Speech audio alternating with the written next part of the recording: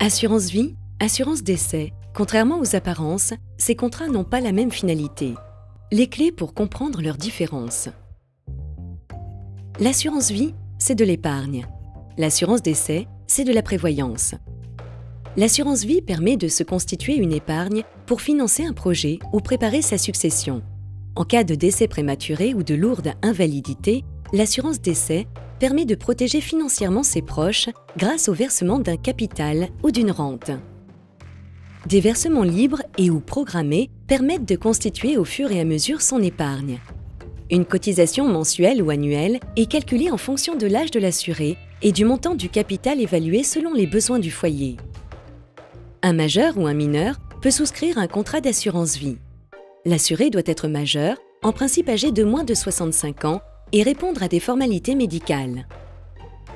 La durée conseillée de l'adhésion est de 8 ans minimum à compter de la date d'effet avec une épargne disponible à tout moment. Le contrat est souscrit pour une durée d'1 an.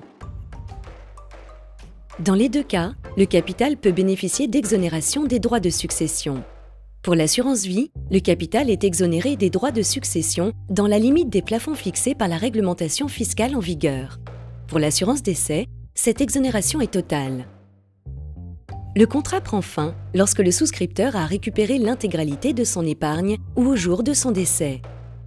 Le contrat prend fin dans les cas suivants: résiliation, décès de l'assuré, invalidité permanente absolue, dépassement de l'âge maximum de garantie. Les deux contrats sont complémentaires.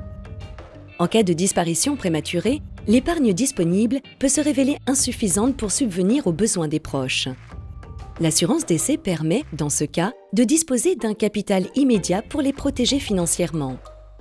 Parce qu'elles sont complémentaires, la combinaison de l'assurance décès et de l'assurance vie assure une protection efficace.